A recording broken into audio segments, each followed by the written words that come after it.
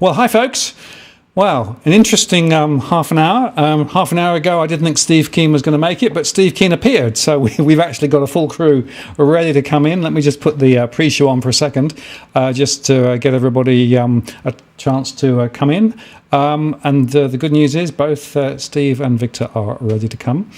Just before we bring them in, as normal, of course, there's a certain degree of interest in said doggy cam. So there you go, the doggy cam is up. and that's Luna and Meteor. Luna being the one closer to the camera. Both sound asleep. They've had 3 big walks today. We've had sunshine here today, so that's better than the last few days. And they're pretty much out of it now. So anyway, the doggy cam is operating. And I think we're going to have a really interesting conversation this evening. There are so many things to talk about. And obviously the election not far away now. A lot of issues, a lot of cross currents, a lot of misdirection from our political leaders as well. So a lot to talk about. Okay, so I'm going to take the pre-show off. I'm going to run the introduction and I'll fire up the show formally. So stand by.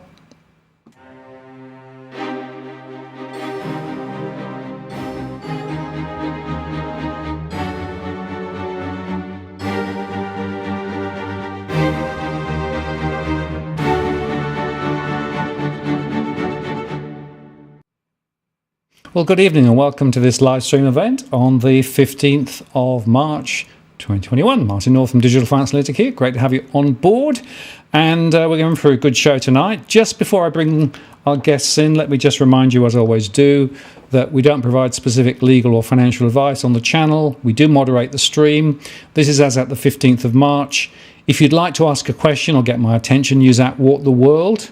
That's the best way to make sure that your question comes through to me. And I've also enabled Super Chat, so if you'd like to get your question top of the list, you can do that, or indeed make a contribution to the show. And without further ado, let me bring in both Victor and Steve. Victor, hello, are you there? I'm good. Let's see if I can bring you in. Hang on, let's just do that. There we go. Right. Hi. Can you see me and hear me all right? I can. Jolly good. And Steve, are you there? Yep. Okay, great. So bring me in, okay. Yeah. So it switches when you speak, so it'll just take a second to come through. Well, great to have you both on. And look, there's so much I want to talk about. Victor, can I just start with you? Because we had our first conversation well over 6 months ago, and you know the New Liberals was pretty much a nascent concept there. It's moved on from strength to strength. So just give us a quick headline update as to where the New Liberals currently is. Well, we're actually looking good in about, there's 2 lower house Queensland seats where we are leading in the polls. So there's a real chance that we can take those 2 Queensland seats. There's also a South Australian seat where we haven't got a polling, but we're pretty sure our candidate is right up there with the incumbent Liberal.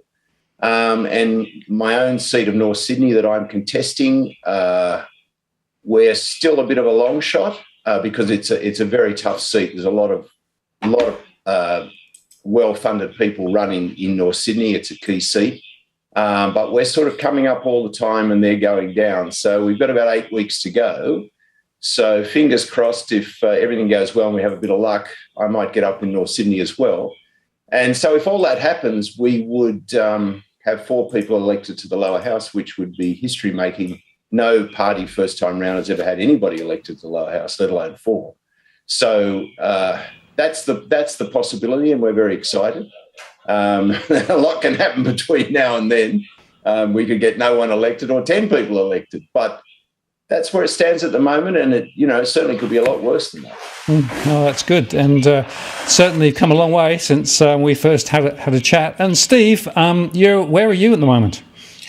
Well, I'm trying to get engaged at the Senate level, but the confusion, I might as well put this out on the bench straight away.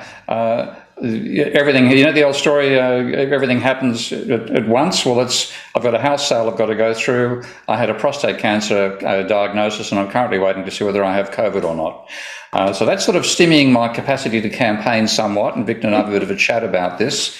I'm going to do the best I can. I've got a website which I'd like people to take a look at called Keen for the Senate, having a bit of fun playing with my surname. So keenforthesenate.com. And putting forward the sort of policies I'd like to put forward when I get there. I'll do the very best I can, but it's rather harder to campaign at the Senate level, as we always recognised. Victor was always saying that I've got to really expect to ride on the coattails of the the lower house candidates. The thing I need to organise, and this is a bit of appeal to anybody out there who likes the approach that I take to economics and the focus I have on climate change, I need people to hand out how to vote cards. And when you're looking at this at the House of Reps, you have 40 polling booths per seat. You'd want to have 120 to 160 people helping you out on the day. Multiplied by 50 times 40, that's 2,000 polling booths for the Senate, which is one hell of a large number. So I've got on my website, I have a volunteer button, and I'd be delighted if people who would like to see a bit of intelligence in the Senate would click on that volunteer, and hopefully we'll get some people handing out leaflets and improve the odds in the seats where we don't have a lower house candidate. The concept of intelligence in the Senate, that sounds rather attractive. Yeah. Bit of an oxymoron, isn't it? It is, but no, it's pretty important. Well, look, I've got a whole bunch of questions that came in beforehand, and there's some coming on the stream now. So without further ado, let's get into it.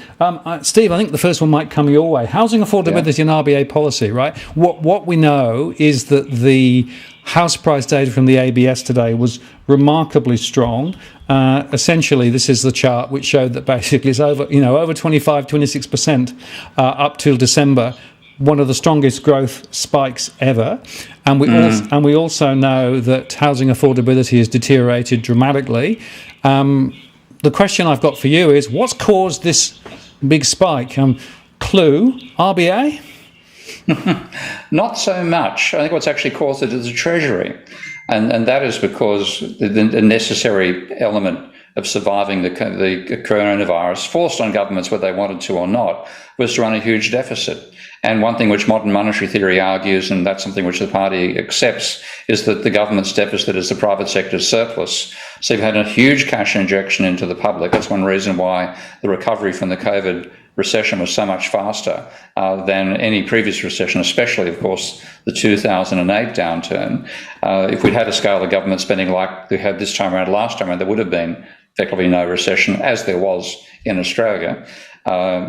And that implies that people are now using that money to lever up their speculation on the housing market. They can't travel.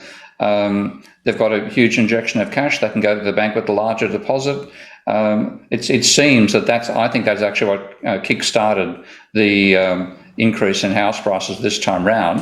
I hadn't thought about it beforehand. When you look at the numbers, the increase in prices during a pandemic, the only feasible explanation is that the scale of government spending has given people money where they're no longer buying on goods and services, they're still buying on travel and personal services. So bang, the money goes towards the deposit for the housing, and then off goes the housing boom, and that sets off the whole dynamic. Now, the RBA has assisted this by dropping rates and ignoring the level of private debt throughout. And this is, we're being pushed into a corner where the level of private debt will be probably the highest in the world. The only one higher than us is Switzerland. And we've seen recently some information about you can't trust Swiss numbers on money. It's still the gnomes of Zurich behaviour.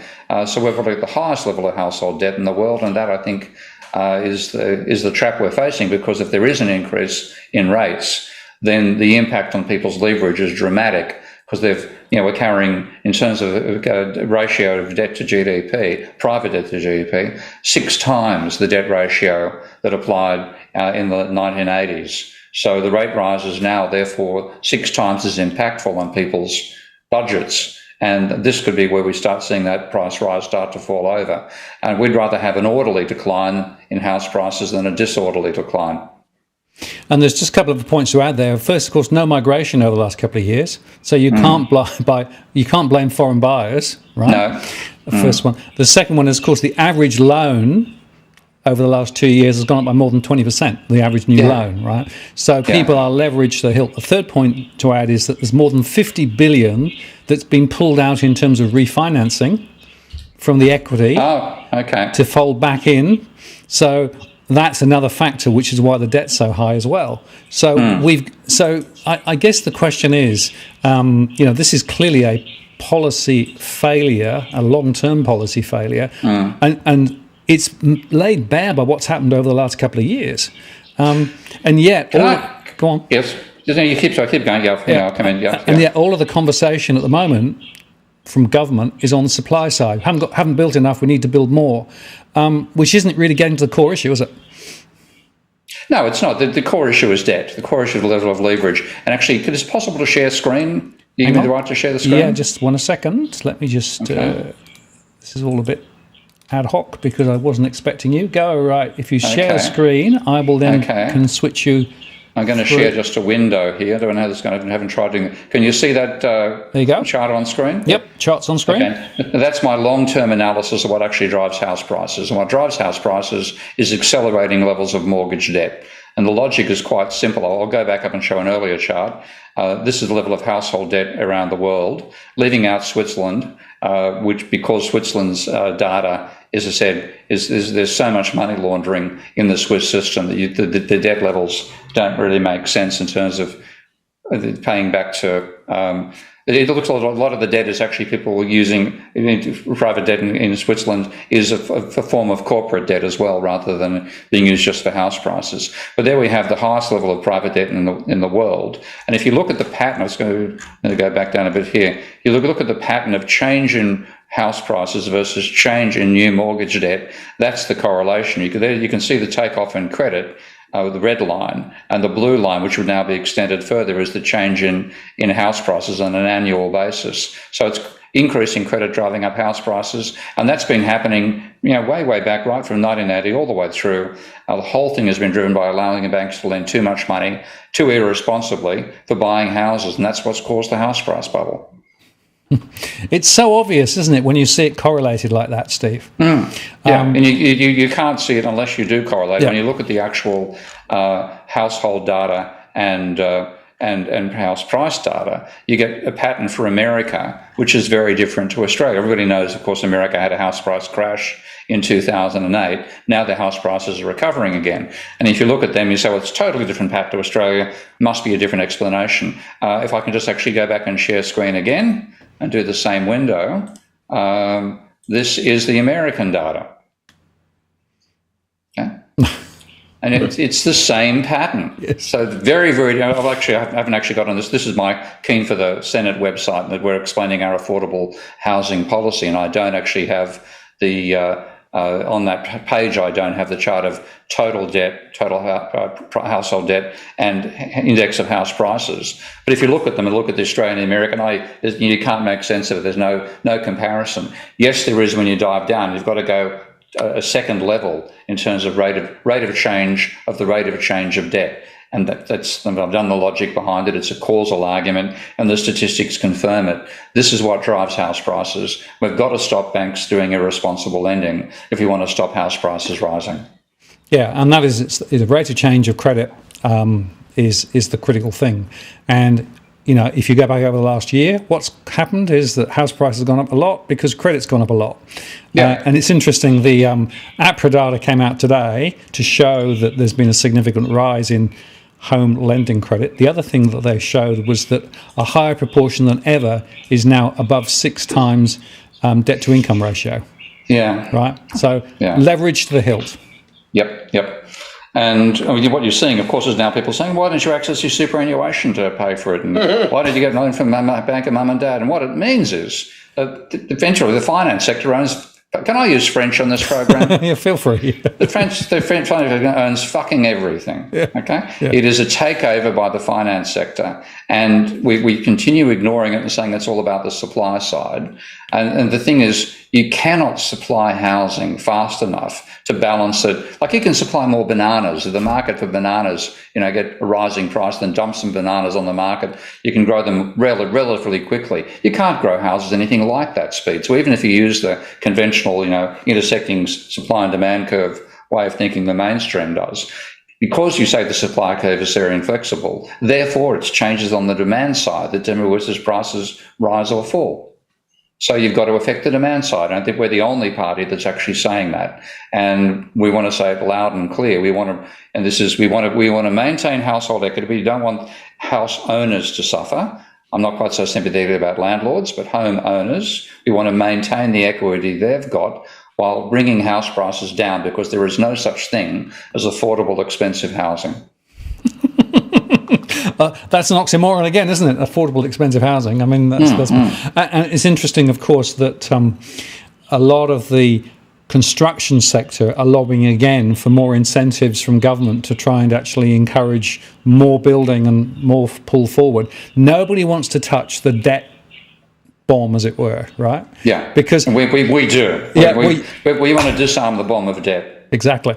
And that's why this is such an important conversation, right? Because the fact of the matter is that unless you deal with the debt issue, right, this is not going to actually change anything. We're just going to get more and more and more deeply. And it's also worth noting the average loan is now 30 years rather than 25 years. Right? Here we go. When are the 99-year mortgages going to come out? Exactly right. The Japanese mortgages from 1980s. So you are basically a cash flow, and you will pay until the end of your life, and you probably still have a mortgage when you die, right? I mean, that's ultimately where you get to. So what's the difference between that and renting? Well, in renting, you know who your landlord is. That's about the only difference. Yeah, exactly right. Now, Victor, your landlord's not as much of an asshole. Right. Now, Victor, can I come to you? Because there is a housing affordability policy as well we need to talk about, right? And it's interesting that there's been a lot of talk about housing affordability and how we help more people to get in. So how do you think about that as part of this, this overall conversation? Well, I mean, I don't want to give Steve too much work to do, but I mean, he has authored our housing affordability policy. So rather than me do a layman's botch job, I think maybe I'll throw it back to Steve to talk about what we plan. Yeah, but just before you do, let me sort of make the point though that clearly there has to be a policy around housing affordability as part of the suite. Oh yeah, yeah, I mean, and that's what we have. Right. Yeah. Okay. So Steve, let me come back to you then, and maybe we can just unpack the housing affordability part of the story. Yeah. Well, the basic. Actually, again, I'll do a bit of screen sharing here if I can, because this is stuff where I want people to read this document. So this is the motive. Hang on, I don't want. No, yes, I'm extremely likely to recommend it open. Now get out of the way. Okay. This is ABS data from the census on the breakup of the population according to whether they own their home, whether they own their home with a mortgage, whether they're renting from a private landlord or they're renting from the public. And of course, we all know that the objective of government policy, whether you're looking at Liberal or Labor, has always been to improve household ownership. Well, what a raging success it's been. We've gone from 43% of people owning their homes outright back in 1989 down to 31% in 2018. It'll certainly be lower now. You can extrapolate the trend forward. Those earning with a mortgage have gone from 30% to 38%, 37%. Again, that would be rising again right now. Those renting has gone from 18%, the lower 16%, to 27%. That's also obviously risen. And of course, there's been a decline in the houses offered by the public sector for rental. So everything we've been doing has achieved the exact opposite of the objectives of the policy. And we're saying, it's actually looked up, of course, Einstein did not say doing the same thing and expecting a different result is the definition of madness, but it's nonetheless true. And that's what we've been doing. So if you look at what's happened all the way through, these sorts of policies have all been to increase the amount of money given to first home buyers. You had the first home owner scheme, and it's by, what do they call it in America? Bipartisan. They're both stuffing it up. So Labor begins with the first home owner scheme. Labor brings in negative gearing. Then you have another first home scheme. Then Liberals halve the capital gains tax. Then Howard doubles the home owner scheme, extends it for an extra decade. It took us a decade to get over GST. Did you know that? And then you then have the doubling and trebling by Rudd, and then Morrison brings in the loan deposit scheme 1 and scheme 2. Everything has been throwing money at the buyers, and of course what the buyers do is go to the bank with more money and lever up the amount, even more money levered up by the banking sector. And because we even had an inquiry into housing, into banking behaviour, and what was the result of that? The recommendation was to restrain irresponsible lending, and the outcome was say, let's encourage irresponsible lending. So we've got to stop doing this, and that's what we're talking about. And here's the mortgage debt situation. You look at personal debt; that's barely changed over 50 years. Okay, As a percentage of GDP, not much change at all. All the increase in household debt has been an increase in mortgage debt. And then when you do the ups and downs I showed a while ago, this is actually the comparison of America versus Australia. Real house prices, very different pattern. America boom, a boom, bust, and then a bit of a boom again. We've just been continuously booming. The level of household debt, they went up and came down. We've been just going up and slowly starting to taper. But when you look at the pattern that I've shown you, that change in debt and change in house prices, the same correlation, the same causal story. So we've got to reduce the level of household debt. That's the zero. And our housing affordability policy is twofold. It'll reduce the level of household debt that current households have. We want to get back from the days of household debt being, as it is now, 120% of GDP. Back when it was in the 70s, of about 20% of GDP. So reduce the burden on the household sector. Don't let the banks lend that much anymore. Maintain household equity we reduce household debt and also reduce house prices to make it possible for people who are renters to actually buy, because, hey, it's easy to buy when the prices fall, and then they rise. And the point there is, Steve, that that's going to benefit households. It won't benefit the banks, though, will it? Well, this is I've been working on the idea of a modern debt jubilee for decades now, or at least a decade. And the idea, I'll go back to visual again before I hit that particular issue.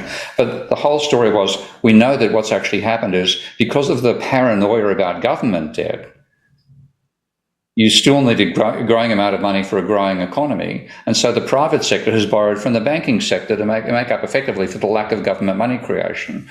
And then the way that money is being distributed is not to finance productive investment, new capital goods, etc., etc. It's to pass prices. So the real cause of the growing money supply that the economy as a whole needs if it's going to grow has come from house price bubble.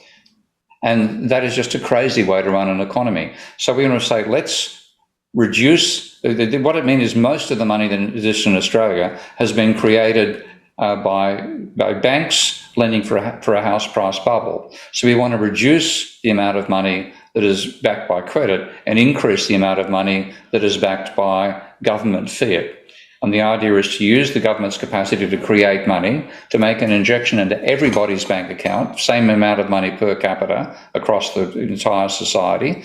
And with that injection, anybody who has debt has to pay the debt down. So you reduce the debt of everybody who's got a mortgage by the per capita amount everybody gets.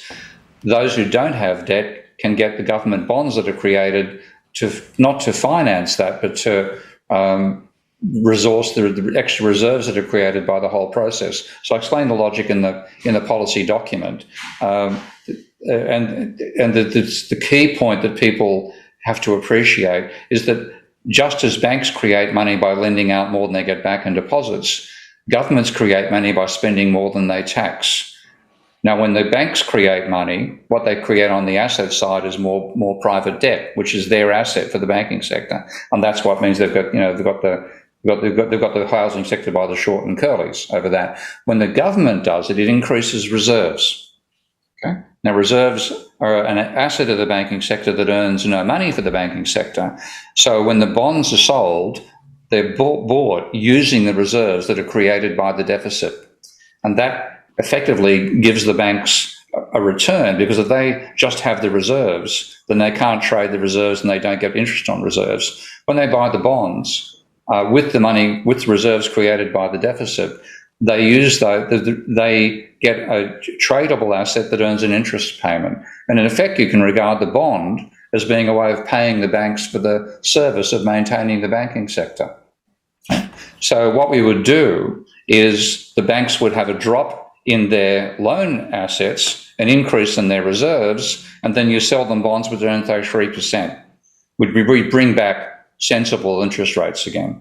And so that 3% effectively finances the cost of the banking system, the whole branch and deposit account system that the government retains. And if you go back to the 50s and 60s, and my father was a banker back then, so this is family law, the role of the banks were boring.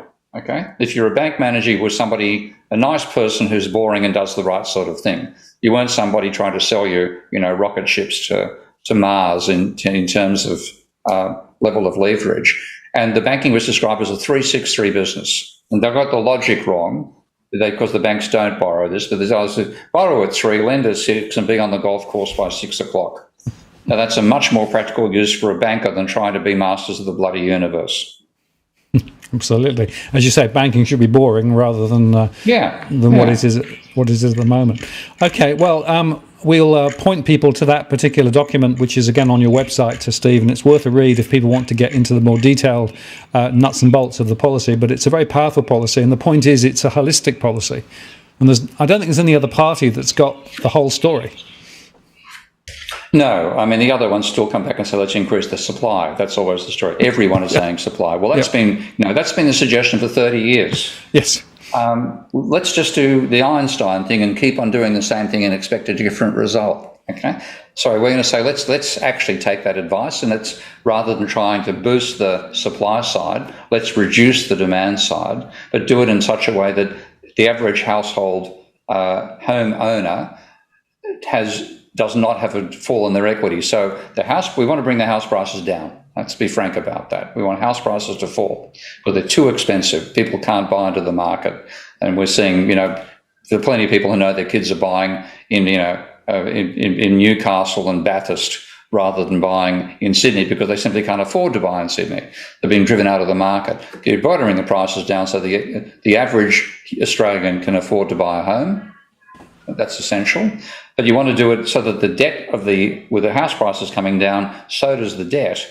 And the people who have debt end up with less debt, lower house prices, but therefore the same equity in the house. And in fact, they're closer to repaying the house than they would be without our policy. Yep, powerful thinking. All right, let's move the conversation forward. Victor, I'd like you to come in on this one. This is actually a question from Pippa. And she basically talks about, this is about the flood. The recent flood response looks a bit flaky. What's your view? But also, what does it tell us about climate and the politics around climate? Yeah, Pippa, that's a great question. I think it is flaky because the business of government is not looking after the people anymore. The business of government is the business of government and making money and negotiating with your donors and so on. So when there's so that sort of lack of care, which applies across all sectors of society, but because it's usually the boiling frog syndrome and they get away with it, suddenly gets thrown into a highlighted state when there's a traumatic disaster like the flood. So they don't do a good job, and my great worry is that we already have massive homelessness. We have 3.2 million below the poverty line. I forget the exact figure, but I think about 800,000 people are sleeping rough out on the streets, homeless. And, it's fascinating. I'm actually, believe it or not, I'm campaigning in the fourth most affluent seat in Australia, so-called North Sydney.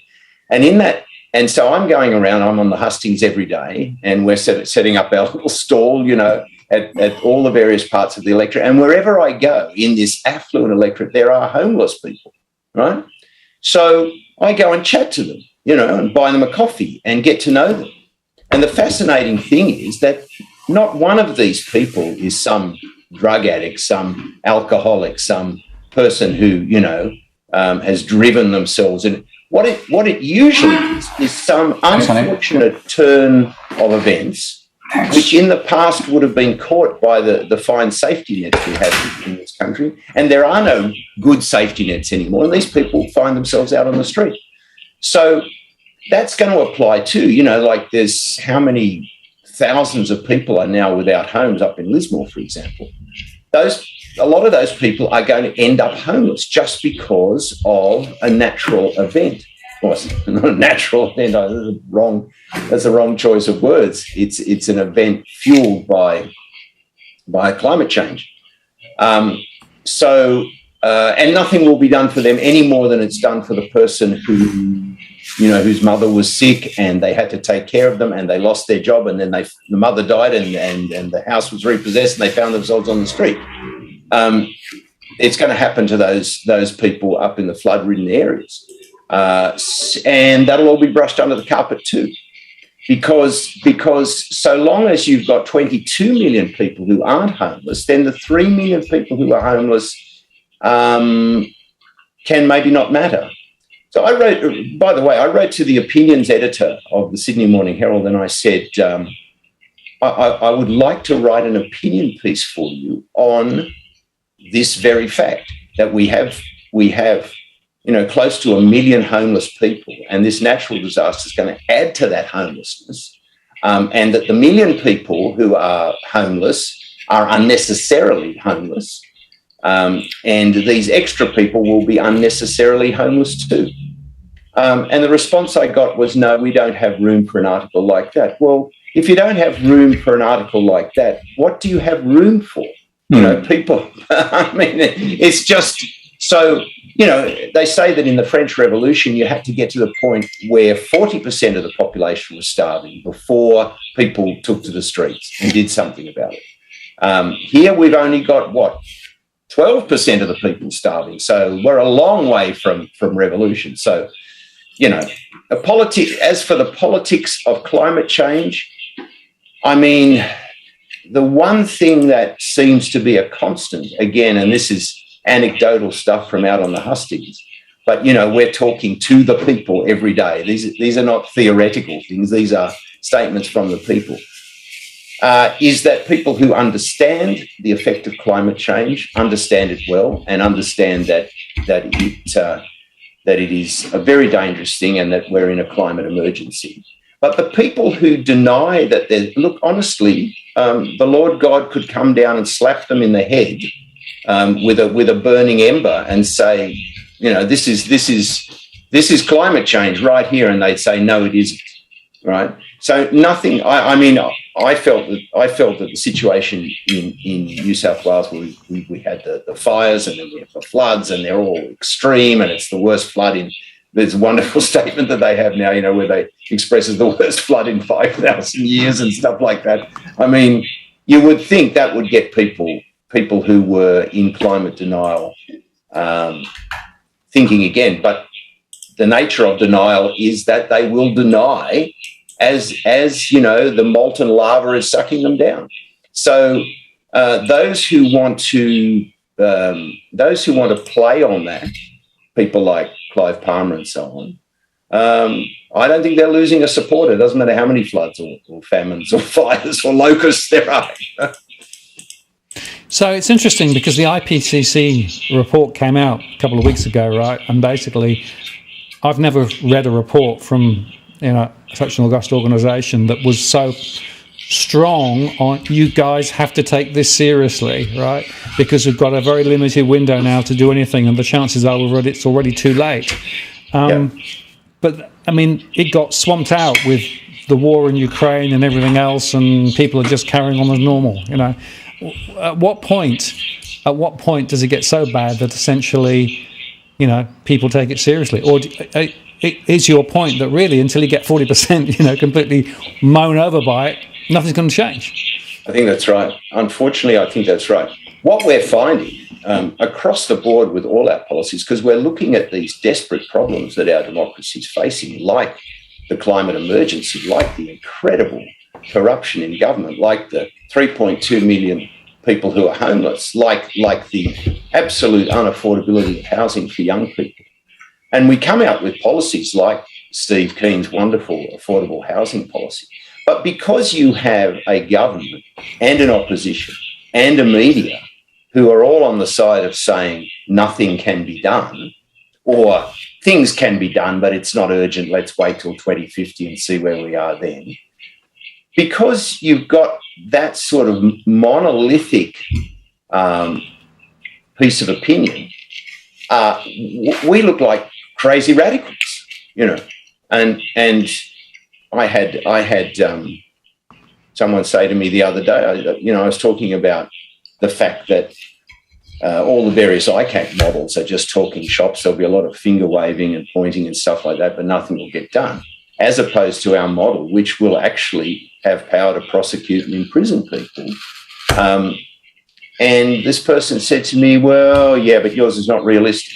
Now, what does that mean? It's not realistic. It's perfectly realistic, and it's founded in good law and good policy and a good understanding of how the legal system can and might work if given proper resources.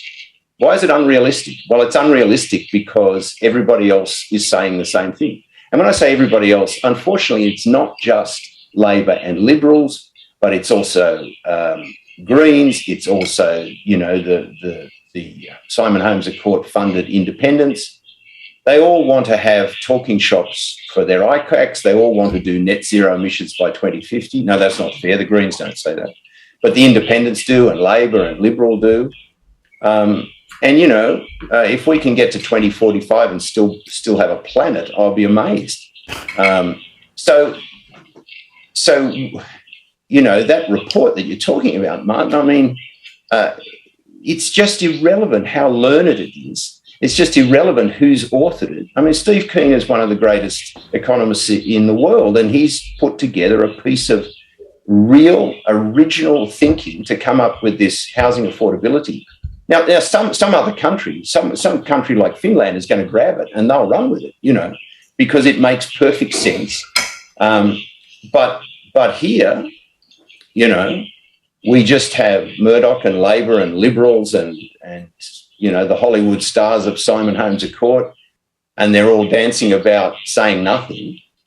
You have a learned reporter, or you have a political party that wants to do something, you tend to be a bit of a voice crying in the wilderness. And I might just add that this is what's it's kind of funny because when I was talking right at the beginning about the possibility of us winning 3 or 4 lower house seats, we're not going to win those 3 or 4 lower house seats because we have what I would say in all humility is excellent policies that can do a lot for this country. We're going to win those seats because we're getting out and chatting to people on the hustings about their cats and their kids and giving balloons to their kids and, having some fun and singing and dancing and stuff like that. But if that's the only way that we can get into the parliament and start, flexing some blackmail muscle at the parties that are in there that hold government, then that's what we'll do.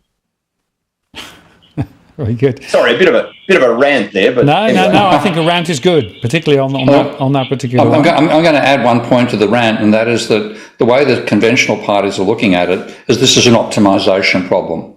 You don't want to spend too much money fixing up climate change, otherwise you'll spend more than you should. Yeah, and that's exactly what Winston Churchill said, of course, when he was facing invasion by the Nazis. We shall negotiate with them on the beaches. Yeah.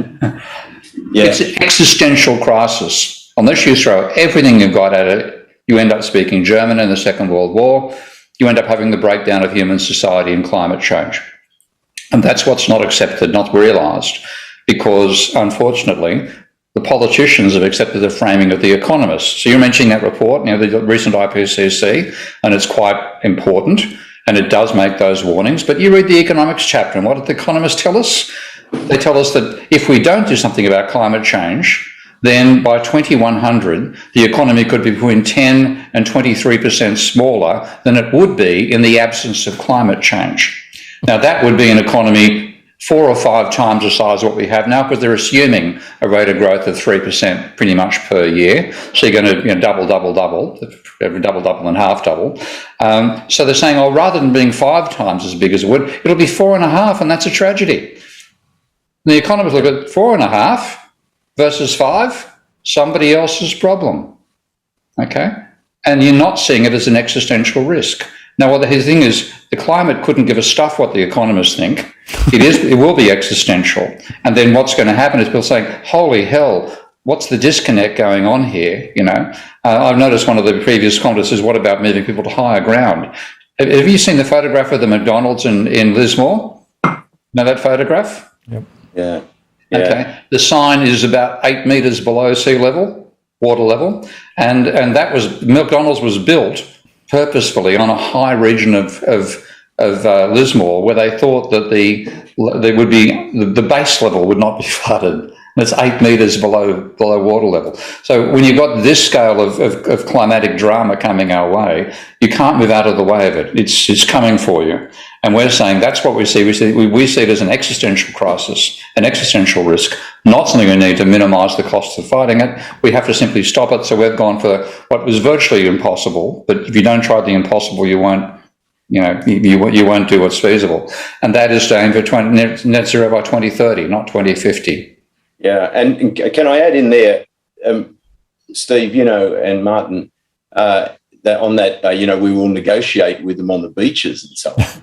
I mean, did anybody say to Winston Churchill when he said we'll fight them on the beach, how are you going to do that? And how many rifles do you have? And tell me exactly how many bullets you've got. And will you go up that hill or will you sit at the bottom of the hill? And what about the budget? What about the budget? And where will we get the money to do that, Winston? And here's a story. This is not apocryphal. This is God's honest truth, right? So I'm out there on the hustings and a woman comes up to me and she says, what's your policy on climate? And I say, well, we're in a climate emergency. We want net zero emissions by 2030. How are you going to do that?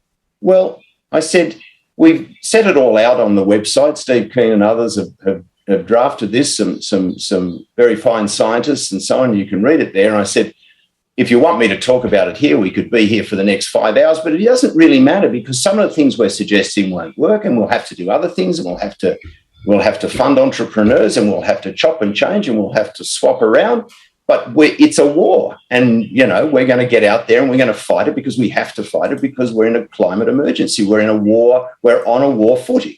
And she said, well, that's not good enough. Tell me about one area. And I don't know why I picked this. And I said, well, in agriculture, which is the hardest one to, in the past, to show how you'll make strides towards net zero emissions. They're actually making strides with some of the methane that's being exuded by the cattle and all that sort of thing. And she says, well, what are they doing? And I said, well, they've got a form of injection and they inject the cattle and this reduces the methane that the cattle are putting out. And she says, what's the formula of the injection? I said, lady, I'm a politician and a barrister. I'm not a chemist. I don't know. Well, she said, that's not good enough. You purport to lead a party and you don't know what the formula is for. So if people want to say you can't do it, they're going to say you can't do it. You can't win them all, mate, by the sounds of that one. God almighty. Oh, yeah. So it gives you the sort of thing when everybody else is saying, oh, we can do it by 2050, that'll be fine. Let's start thinking about it in another 10 years and so on. Yeah. Right, okay. Now, let me take the conversation on a little bit because, of course, there's an energy policy question as well, which is segueing from climate change, but more broadly. And just by way of introduction, this is the world WTI futures, right? So basically it went up to 130. It's now back down to 98 when I took the shot. And, of course, there's been a massive panic because of the oil price, and they're obviously blaming Ukraine, and then of course they're also saying, well, China is potentially have a COVID wave come through, so they're perhaps going to use less in the way of oil. The whole energy question seems to be up in the air. The UK is saying, well, we may have to actually drill more in the North Sea and use oil and do more nuclear. What's your thoughts with regard to energy policy? And has anything that's happened over the last 3 months changed your policy view? I think it's interesting if you look at somewhere like Norway. So they are so far down the path towards a green economy and the net zero emissions by 2030 that they're aiming at. That is really, really encouraging. But they're still selling their gas everywhere, aren't they? So it is a very difficult question. I think that when you fight a war, because we are not of an economic view that every dollar that's spent is a knife through the heart of the populace because it's a cost we can't afford because, oh my God, we might not have a surplus. Because we're not like that. We don't need to worry too much about saying, well, we need to invest in this and we need to invest in that. And as a sovereign government, we can do that. But like in any war, there's going to be casualties. And, we have to get away from fossil fuel. And that's our policy. And I just don't think that we can afford to take a backward step on that. Martin, it's it would be wrong and hypocritical to say, we are going to fight a war. We're going to do everything necessary. Oh, hang on. Maybe we'll sell a bit of coal anyway, or maybe we'll sell a bit of oil anyway. We just can't do that. And we hope that through careful investment and redeployment of assets and redeployment of people whose jobs might be at risk, we will minimise the pain. But for goodness sake, if we have to have a little pain so we have a planet to live on, then we have to have a little pain. You've got to have the inoculation. Yeah. Some people think you don't. But anyway, another bad analogy. Look, the point is that we're damaging the ecosphere in so many different ways. Okay, not just what we're doing with carbon, but the one that's causing the most dramatic changes overall is pumping in more carbon dioxide, which retains more of the sun's energy. So like putting a lid on a pot of soup on the stove. Okay, you change the whole pattern of circulation, and that then undermines the relatively stable pot we've been on for the last 12,000 years, and you look at the long-term history of humanity, we only evolved sedentary civilizations over the last 12,000 years. You had remarkable stability in the temperature for that period of time. We're now blasting it out of that stability faster than it's ever happened before. And what that means is, put the lid on the pot boils much more rapidly. All the patterns you were relying upon aren't there anymore. And if you have things which depend upon that pattern, like agriculture, like where people live, that gets destroyed. And you can't have that stability anymore, and therefore you have a breakdown of civilization. That's the way we need to look at it. And what that means is we simply have to stop pumping carbon dioxide into the atmosphere, and that means we have to get rid of the 80% or more of the generation of our energy coming from fossil fuels. Now, if you don't do it quickly, if you don't do it by policy, you'll be forced by reality at some point, because that temperature is, the floods we saw in Lismore, the floods we saw in Germany, the fires in Australia in the previous summer, the ones in California, all these effects are going to get just more and more calamitous. And at some point, going to say, oh, damn, we just lost the Netherlands. Yeah. Oh, well, that hasn't happened. We can't blame that on the weather. What the hell do we do? And you've got to then drastically reduce your energy consumption when you're not prepared for it. We're saying do it as fast as possible. Move over to renewable energy as quickly as possible. Consider other options too. We have to reduce the extent to which we use fossil fuels to generate energy. Yep, absolutely. Well, very interesting. And again, the point is you have policy around this, right? And it's important that people actually get to understand that this isn't just a high-level idea. There's actually thought behind it. Well, in fact, this is one of the most fascinating, pardon me, Victor, one of the most fascinating things in the study, which I had no hand in, is we had 3 people who put the policy together, and 2 of them are experts on hydrology in Australia. And they pointed out that we could actually engineer an inland lake by desalinating with solar power at both the South Australia and Queensland, travelling by a very short distance, measured in hundreds of kilometres, not the thousands the country actually has. And then that water would then flow downwards towards Lake Eyre and give us an internal water reservoir, which could change the microclimate from a macroclimate of Australia. And it's that sort of thinking which is informing us. It isn't just let's cut out fossil fuels and that's fairly much wish list stuff. The people who are involved in writing our policy include serious scientists and serious geologists who know the structure of the planet, the country, and can say these are some of the active things we can do. that in the government we could actually achieve this. And this is nation building stuff. It's not the neoliberal garbage of abolish the government, everything's going to be wonderful, that both our opponents, Labor and Liberal, both espouse. Okay, thank you for that. Well, let me put this question to you both now. This is from Sean. What is the optimal population for Australia? See, this question, with all due respect to Sean, has an assumption built into it, and that is that Australia is static and that its resources are static and that its water is static. And Steve's just made the point that with a little bit of creativity, you can make the desert bloom as they did in Israel. Now, it's a very different scenario here, but, an internal lake, desalination that can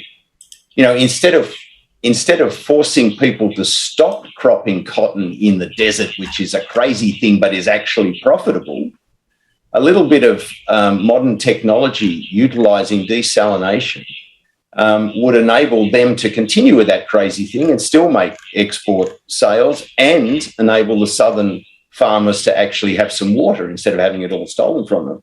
So the optimal population depends on the technology and the vision of the people that are forming the nation to come, So people talk about big Australia and small Australia. I think they are nonsense terms. They talk in terms of we can afford to have 25 million or 30 million or whatever they say we can afford to have, but that's based on looking at Australia as it is.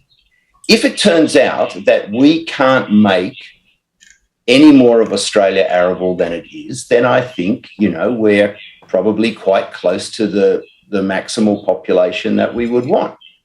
But if, let's say, at the other extreme, if this were possible, and I think it is, we could turn this continent into a continent like America where you had fertile lands from one coast to the other, then the optimal population would be something significantly greater than that.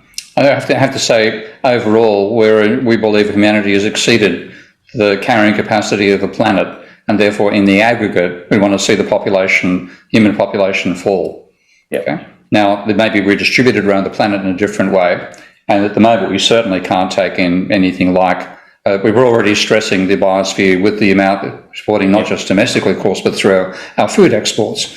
And if we find we can't sustain that, then you have a very different population pattern. I think we have to be looking at reducing the number of humans. We've forgotten there are other species on the planet, and that's a problem. We forget them completely; they disappear. Who can you eat if there aren't any other animals? We have to seriously consider our position in an overall ecological pattern, and we've completely ignored that, and we're now paying for it. So the overall pattern is there has to be less humans and more space on the planet for other species. That's the overall framing.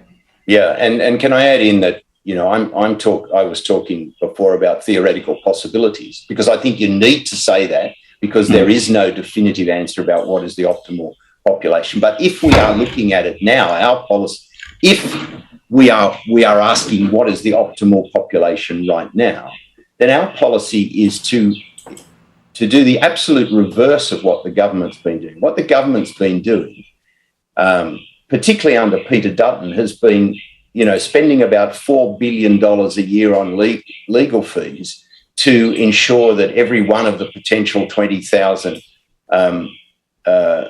asylum seekers gets sent home and doesn't get any protection in Australia, whilst indiscriminately allowing all sorts of immigration of other types, when we don't necessarily have the carrying capacity for those extra people, particularly into the cities.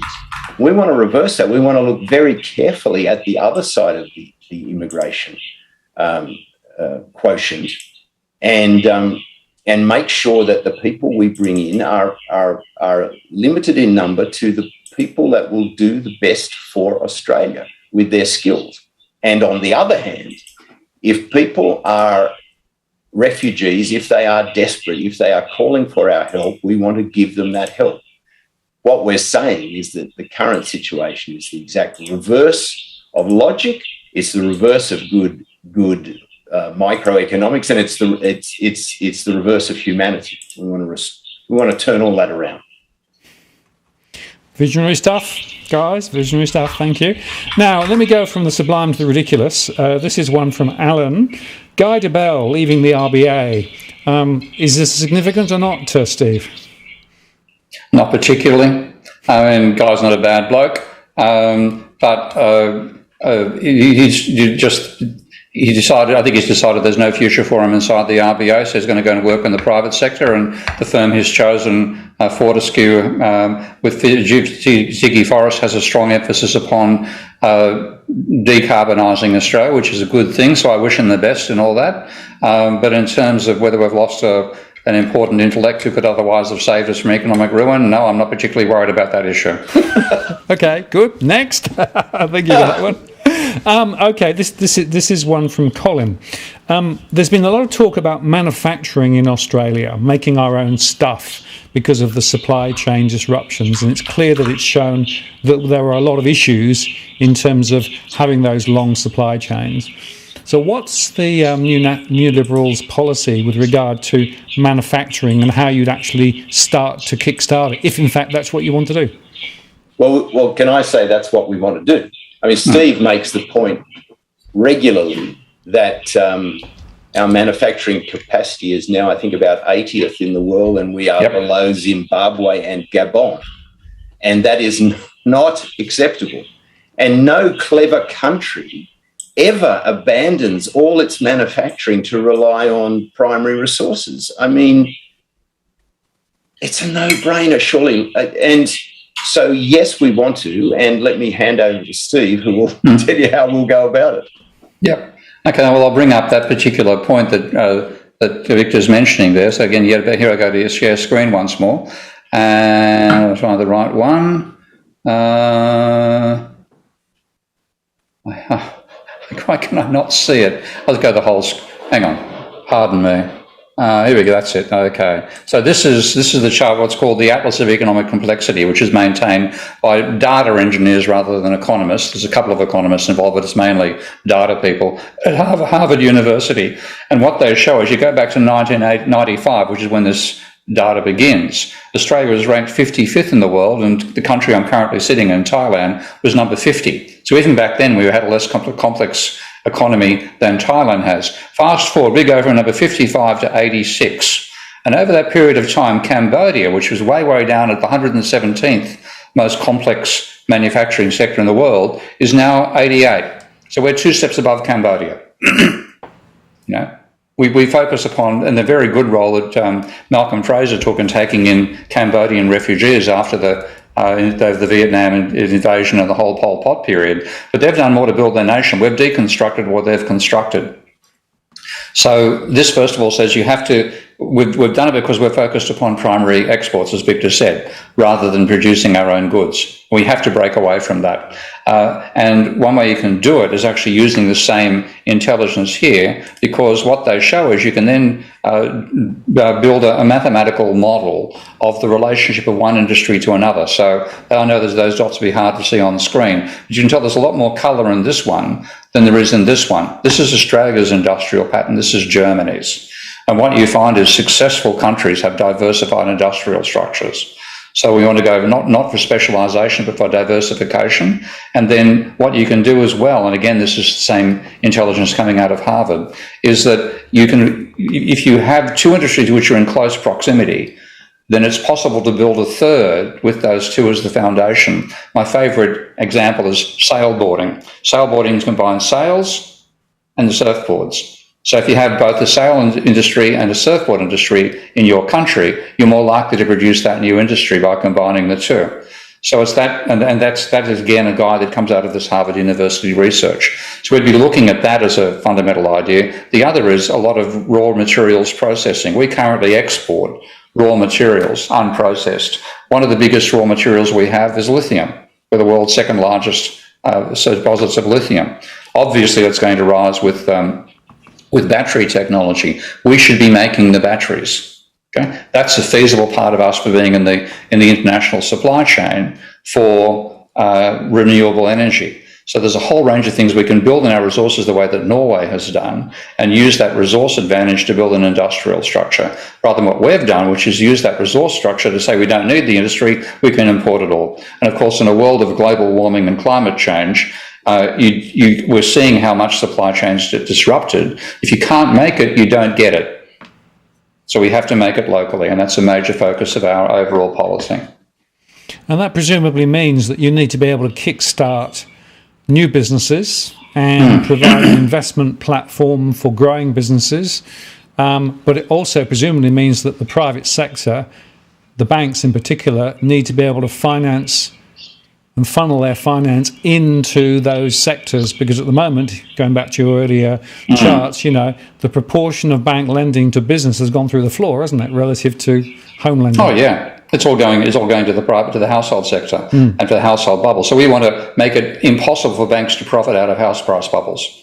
Okay? A major part of our policy is what we call the PIL, which stands for Property Income Limited Leverage. And that would mean that you could no longer borrow 20 and 30 times the rental income of a property to buy it. We'd start off with where it currently is, which is about 20 to 1, and reduce that over time down to 10 to 1, meaning that there was no longer the huge encouragement for people to borrow money in the first place. And then also banks would no longer have that as a profitable business line.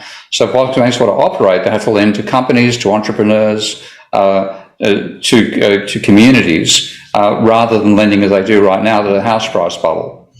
And then also we would want to have government spending on a scale which creates a sufficient deficit to create the money the private sector needs, which would give you the actual cash in people's bank accounts rather than having to borrow that money from the bank. So if you look back in the 50s and 60s, there was more business startups back then than now, because there was so much more money, government money created and in circulation, that you could, out of that cash flow, you could start a business. Well, at the moment, the only way is to go to cap in hand to the banks, and what do they tell you? What's your house worth? That's the only way you get a housing, you get a loan for a business. So, start enabling industry to be built on the foundations of our resources, rebuild the skill structure. We've completely de-skilled the workforce. That's not how you build a complex society. Reskill the workforce, and then provide finance. Venture capital, in some sense, is one useful way for the government to finance this. You literally put some money into ventures, knowing that some of it's going to fail, but if the money is being created, then even if they fail, they've stimulated some other part of the economy. So the government providing not venture capital in terms of wanting a return, but venture capital and it not mattering if the business itself doesn't work, because you'll start 6 businesses, 1 will succeed. And that is the approach to enable new businesses to arise. And one question that follows from that is, does that mean we have to change the Bank for International Settlement rules with regard to the capital ratios for mortgage lending versus lending to businesses? Oh, yeah, totally. I mean, one of the mistakes I was sitting, one of my very good friends internationally is Bill White, who was the research director of the Bank of International Settlements. I'm the only person in formal position who warned of the financial crisis before it happened. I remember reading a BIS report back in 2006 and this will be a load of shit, in my usual attitude. I mean, holy hell, I would have been proud to write this. I was surprised. So I finally met Bill. And so we became good friends. And he said, when he saw the Basel rules come across, he said, the Basel rules, when they came across my desk, my heart sank. And what he could see was by declaring households with safe assets to lend to, it was going to encourage the housing bubble even further. We have to get away from that. And so we want you to take risks, and we want you to be putting money where it can actually create new businesses, not where it creates asset bubbles. But that obviously has the follow-on observation then that the international finance system has been built in a way that's biased towards home investment and building rather than anything else. Yeah. I mean, right. And it isn't the regulators who caused the whole thing, but it certainly added to it. I mean, I highly recommend anybody who wants to know how banking actually operates to read A Brief History of Doom by Richard Vague. Okay, and Richard is a billionaire. He won't tell me how many billionaires worth. He's a good friend, but he's like a lot of billionaires. He keeps his cards close to his chest. He made money out of starting 2 credit card systems in America, and then an energy system as well. And now he's focused on the role of private debt in causing economic crises. But he says when there's a lending boom going on, everybody lends into the same thing. And you're back in the 80s when he was there, it was oil, and the fact that that caused a crash in Texas, well, let him start his first major consumer lending system. But fundamentally, if you give them encouragements, they'll rush into them. And they rushed into oil in the 80s, and they rushed into housing in the 90s. And that's, we want them to rush into manufacturing. Thanks very much. Exactly right. Now, here's a very important question. This is from Jenny. There appears to be a surge of minor parties that are actually queuing up to fight the next election. And she's asking two sides to the question. One is, why do you think there's been such a proliferation in minor parties? And the second part of the question, and does it matter which minor party you actually vote for, or are they all the same anyway? Over to you, Vic. Yeah. First of all, Jenny, there hasn't been a proliferation of minor parties. There have always been a number of minor parties. The reason you're hearing about them is because Labor and Liberal got together and passed some legislation that made it very difficult for the minor parties to continue to exist. So a lot of them are going out of business, and you're hearing that now, but they've all been around for a long, long time. And typically they don't have much of an impact on the political system at all.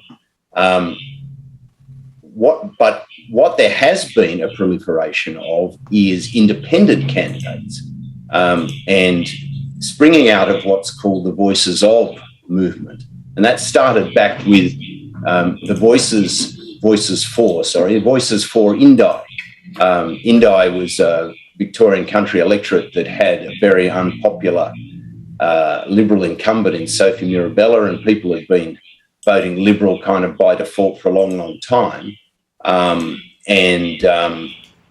A group of people got together there, and they decided that they'd work out what people really wanted, and that they would start building something from the ground upwards. And they had what they called kitchen table meetings. And in those kitchen table meetings, they talked about what was wanted.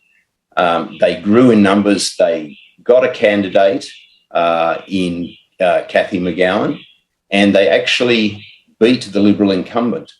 And when Cathy McGowan retired, her successor, also Liberal Helen Haynes, took over from that. And that was quite inspiring for a lot of people. So all across the country, Voices for movements grew up. And one of the most startling successes, of course, was that movement in the seat of Warringah in Sydney, where Zali Steggall defeated former Prime Minister Tony Abbott. Now, Simon Holmes à Court, who's a billionaire, has encouraged lots of people to put money together to fund other independents on the model of those two. So you see a lot of them around.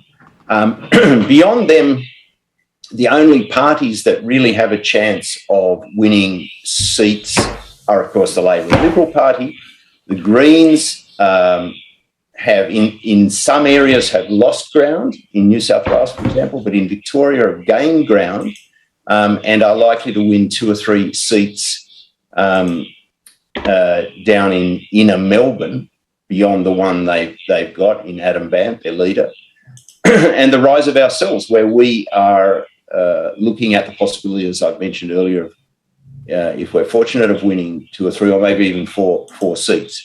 That's the only people that are going to win lower house seats. Clive Palmer is running candidates across the nation, but he will never get more than 3 or 4% because he's appealing to a very narrow demographic of people who kind of want to wear bullhorns and storm the Capitol, you know. So he's not going to win seats.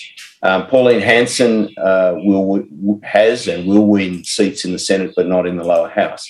So it might look like a proliferation of parties, but it's a movement that's coming from several directions. As I say in summary, ourselves, the Independents and the Greens, But the really interesting thing is that that might very well result in a crossbench of somewhere between 14 and 18 people. So a minority government that is very, very much a minority government and needs to negotiate with people and needs to have some concern about what the people of Australia want.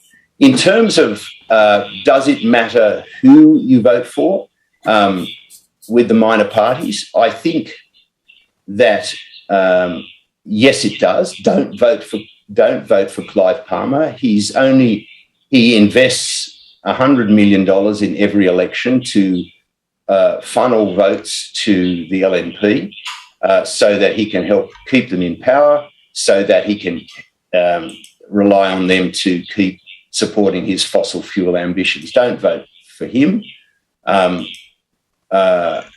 I think that if you're looking at a seat like the one I'm running in North Sydney, obviously, if you were a North Sydney resident, I'd want you to vote for me. But I'd have to say that if you voted for the independent or you voted for the Greens candidate, and you were instrumental in getting rid of the incumbent Liberal candidate, any one of those results would be better. Almost anybody is better than almost every Liberal incumbent, because whether they are a good person or a nice person. In fact, the Liberal incumbent in our seat is a very popular man and is known to be a nice fellow. But he still votes for all the terrible things that the government votes for because he's part of that government and that's his job. And you can't blame him for that. But if you want to get rid of all those terrible things, you've got to get rid of him. So the simple answer, I would say, is vote. Like say you're sitting in North Sydney, Jenny, and you think that, you know, the independent's the very best choice and the Greens is the next best and I'm the next best after that. Okay, vote for us in that order. But whatever you do, put the LNP last. Because if you put the LNP last, that is the only way in our preferential voting system that you can guarantee that the LNP will not get your preference at some stage in the distribution of preferences. Sorry, long-winded answer, but it was kind of a complex question. Good question. No. I mean, I think that's important, and the whole idea of understanding how the preference system works, Yes. and making sure that you put down the bottom end, the ones you really don't want to win, that's really important, right? So use the preference system to your benefit. Yes. Well, what the real danger is that many people who don't understand the preference system say they're voting in North Sydney and they've been Liberal voters all their lives. I'm meeting dozens of people that say this every day, but I'm not. I've been a Liberal voter all my life. I'm not voting Liberal this time. Okay, good. Then choose who you're going to vote for. Let's say you choose to vote for the Greens. Now you put them number one, but don't put the Liberals number two, because there's a real chance that the Greens will be eliminated in the preferential system and your vote will flow onto the person you don't want to vote for. So the only way to be safe is to vote for your preferred candidates at the top, and the candidate that you don't want to see elected very last. And in my humble opinion, that should always be the LNP. Very good. And to bring the Senate in here as well, the Senate has a different pattern, so you don't have to vote for every party anymore. There used to be the horror with the old tablecloth election, but now you're required to vote for either 6 parties above the line or 12 individuals below the line. And that means that you can actually not even put the Liberal Party down.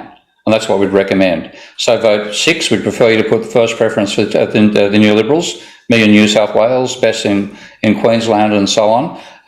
Put the Greens in there, put the Progressive Independents, put Labor. I'd suggest putting Labor as your 6th preference, because we do want to have a lot of capacity for the independents and party like ours to pressure Labor to be progressive in its policies rather than getting it slaughtered back and pushed back into being neoliberal. But put them Labor 6 and then don't bother with the Liberals. Don't even need to list them. So that way they won't get. They won't even get your last preference. Give them no preference at all. Okay. So first the New Liberals, second the Greens. We haven't actually worked this out, but that's what we would all prefer. Other independents, Labor.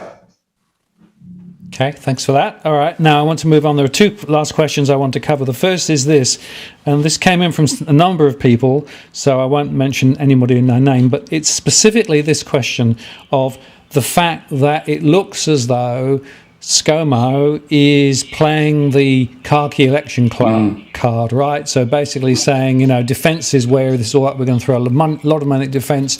We're in an uncertain world. What you can't do is to, disturb the status quo in this environment.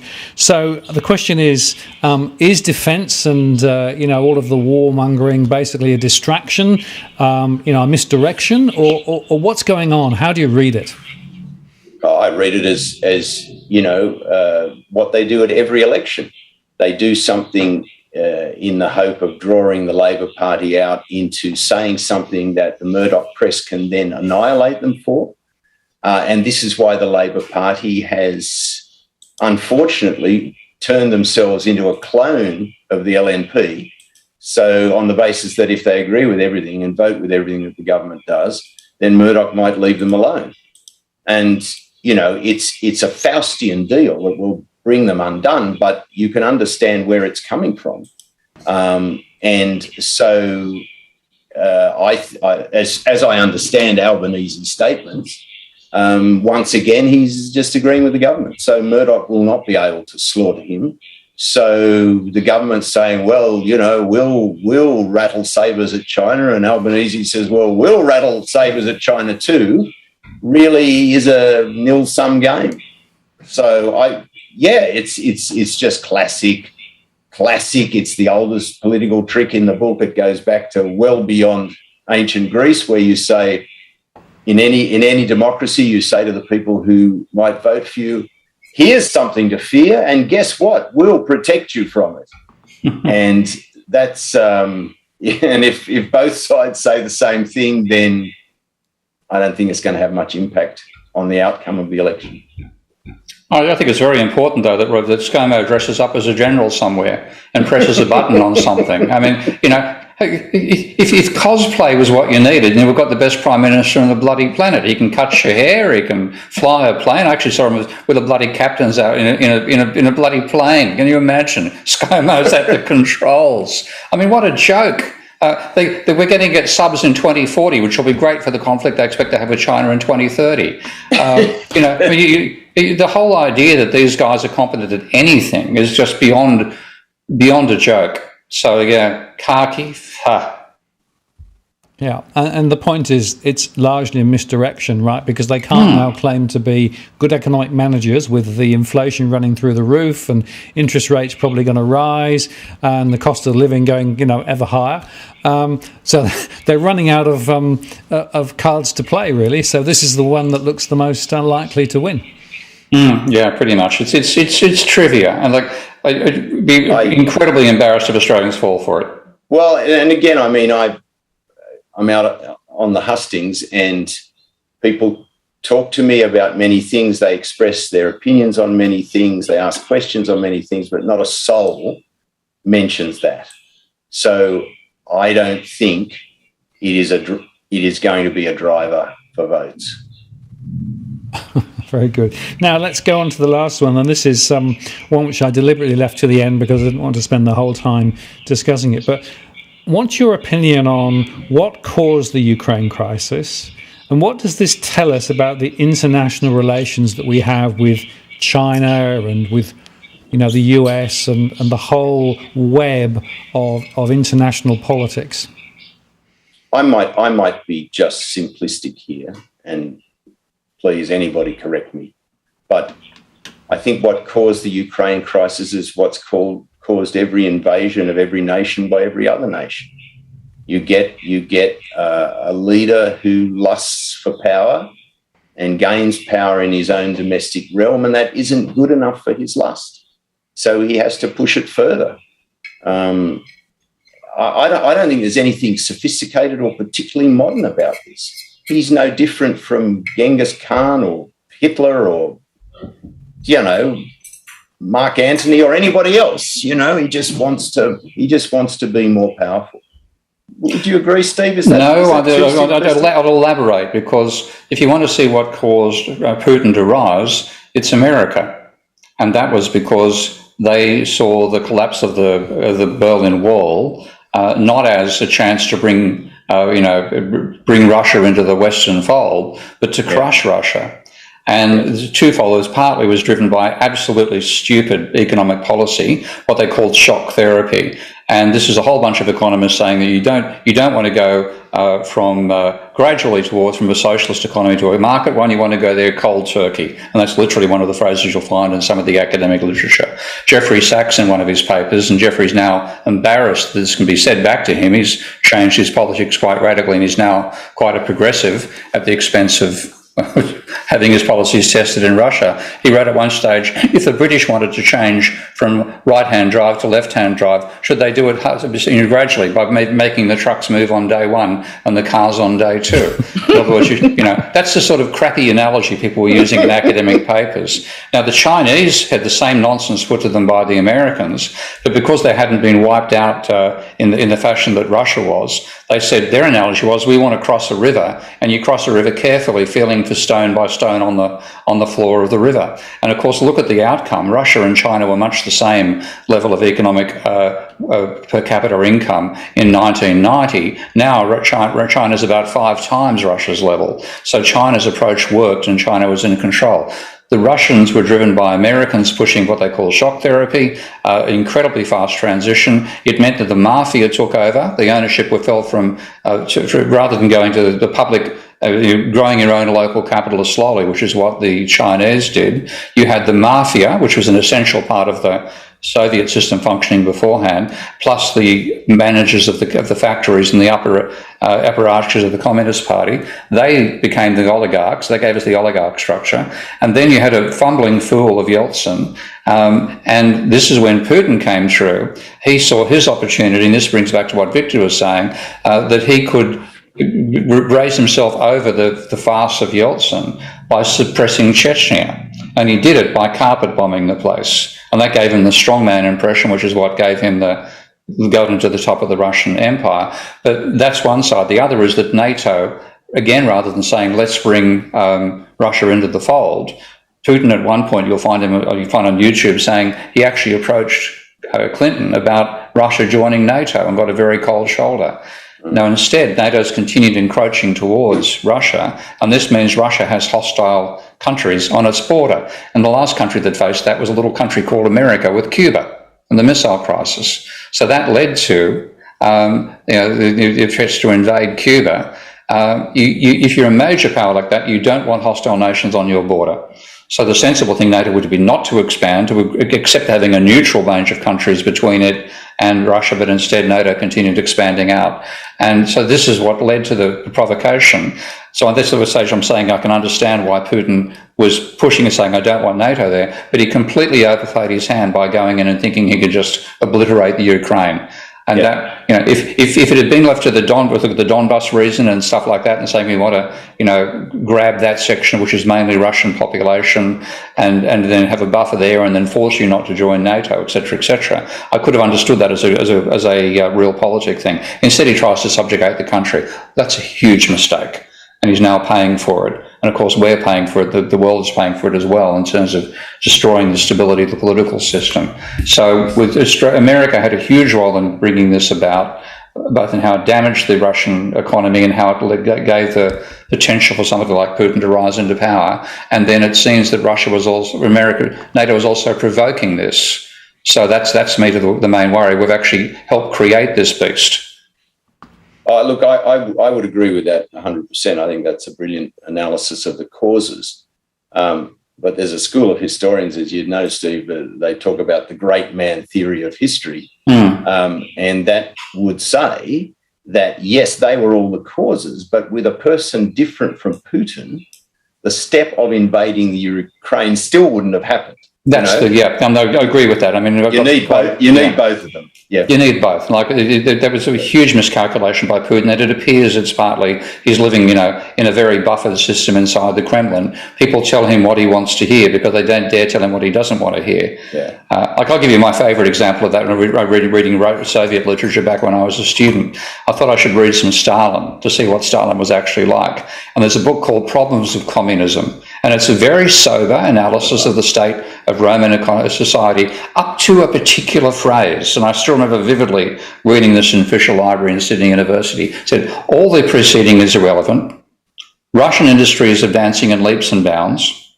Anyone who does not believe this is a sworn enemy of the Russian people. Well, holy fuck, if you were a Russian statistician and you read that, you're about to report there's a failure of the wheat crop in Ukraine, you instead report a huge wheat crop in Ukraine, which therefore leads Stalin to export wheat from Ukraine, expecting there's plenty of surplus, and the Ukrainians starve to death. So this misinformation system also seems to be behind what Putin has done, because he believed he had an effective military. He believed the Ukrainians would not resist. Both wrong. Thank you for that, and it is very interesting getting that nuance from you, Steve, in particular, in terms of the historical perspective. But I guess there's a natural follow-on question, which is, well, if we've got NATO and the US engaging with Russia, does that mean that China is basically going to have opportunity to sort of do its own thing, and think of Taiwan and those sorts of things? I mean, are we going to make the same mistake twice? Well, I think Russia, I hope the Chinese are looking at what's happened to Russia going into Ukraine and thinking, wow, and that's with a land border. What happens if we try Taiwan with a land border with a primitive military, which we thought was primitive, certainly not one on the scale we need to. What Taiwan's got with the compact they've had with America for all those years, Korea as well, South Korea. No, you do not go there. Rattle the sabers, but don't cross the strait. I think that might be the Chinese reaction. But overall, definitely, Russia's coming out of this weakened. America's coming out of this compromised. I think China's capacity to influence is going to grow. Well, our Dr. Richard Hames, who might know, Martin, is our senior policy advisor on foreign affairs and has advised a lot of world leaders, including one or two people very high up in the Chinese government, is very firmly of the view that they don't have an intention to invade anybody, and they don't think they need to invade anybody because they can dominate us in so many other ways. Now, I've got to respect that, but I do agree with Steve that if they were toying with the idea of some sort of military action, the upside of the Ukraine thing is they will see the dangers. I think they're probably not as crazy dictator-like as Putin, but who knows? They seem to be a little more measured in their thinking, a little more realistic in their thinking. I've had some friends who work in China who say that Xi has got the emperor complex, which you were talking about earlier. Yeah, okay. And some of my friends spend their time watching Chinese presentations, scoring how many times Xi gets mentioned and how many photographs Xi gets, and they then give their Chinese, when they go for a drink afterwards, they score their Chinese compatriots on this point score, and the Chinese snortle, chuckle, because the foreigners can say that, we can't, but they acknowledge that's the situation. So he is the most dominant Chinese leader since Mao. But at the same time, China, even when you look historically, it worked on a tribute system. It didn't work on an invasion system. And that's a very, very different way to approaching dominance. They still want dominance, but they don't necessarily want to install their own puppets, which is what America and Russia have both done. Okay, well, thanks for that, folks. Well, look, we've come pretty much to the end of our time. So before we close out, is there anything specific that either of you wants to spell out to the audience in terms of, the conversation that we've had, or something we haven't had that you want to touch on before we close? Steve? Sorry, Steve. Victor, you'll get the last word, mate. First of all, fund us, please. We have no funding worth speaking of. We're only working on GoFundMe campaigns and things like that. If you like what Victor and I've had to say and the policies you'll find on the website, and you want those you get into our office, ultimately, if we get in power, we'll ban political donations, but now we need them desperately. Otherwise, we can't function. So please go to our websites, look for the donation button, help out me, help out our candidates, help out the party as a whole. Tell your friends. Get this. We're not going to get much media coverage. Try word of mouth, okay? And bore them shitless, okay? We need to lobby as much as possible to have any chance to penetrate the wall of money that dominates Australian politics. Victor, final word to you, mate. My final word is ditto. I was going to say exactly the same thing. There you are. I'll say one thing here, and this is I've got to know Victor very well over the last few months, and you want somebody who's got the empathy which you see in the person you've been listening to today. He's the real deal. Thank you. Thank you very much. Well, I want to say thanks to both of you, Victor and to Steve, for spending time with us tonight. I know you've got a really busy time on all sorts of ways, and that you were able to carve out the time is brilliant. We've had a good set of comments on the chat and a good number on the show. Thank you very much for sharing your thoughts so openly and transparently. I continue to wish you well in the initiatives ahead, because it's we're not quite sure when the date is, but it's coming up. It's definitely coming, right? So it's not long now. And all power to your elbow. And what I take away from listening to you both is, one, you've got a set of thought out policies, which is brilliant, but you're also very down to earth as well and realistic, and I think that's really important. Thank you so much, Martin. I really appreciate your support as always, and it's just great fun talking to you. Indeed. Great. Thanks, and good luck to you both. And Steve, good luck with your results, and I hope they work out the right way for you. So, thank you, guys. Okay, thank you. I'm going to take you offline, and I'll just close the show. Yep. See ya. So there you go, folks. Very interesting conversation from Victor and Steve. Very, very powerful thoughts there. And before I go, let me just tell you that next week, a bit of a change of tune. We're going to be talking about property with Chris Bates, looking at, I've misspelled his name, Chris Bates, with looking specifically at Sydney property, but more broadly as well with all the data that's coming out at the moment. So join us for that. And before we go, we will just take one last look at the doggy cam. They haven't moved. They've been there the whole time. So there you go. The dogs are sound asleep.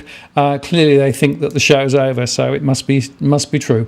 So thank you very much for spending some time with us this evening. Hope you've enjoyed it. Hope you found it informative. Go check those links out. I've put them in the comments below.